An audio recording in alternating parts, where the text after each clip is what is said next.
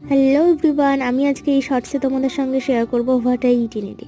সকালবেলা আজকে আমার ব্রেকফাস্টটা শুরু হলো সেদ্ধ ভাত দিয়ে। অনেকদিন পর এই খাবারটা খেলাম। আজকে হচ্ছে ব্রেকফাস্টে ছিল সেদ্ধ ভাত, আলু সিদ্ধ, ডাল সিদ্ধ, বড়ি ভাজা। তো সিম্পল একটা ব্রেকফাস্ট ছিল। দেন দুপুরবেলা লাঞ্চে ছিল সিম্পল ভাত, ওলকপি বিটের একটা তরকারি, মূলো ছেচকি, লঙ্কা পেঁয়াজ আর পুঁটি মাছের ঝোল। তো এটা কিন্তু খুব ভালো হয়েছিল।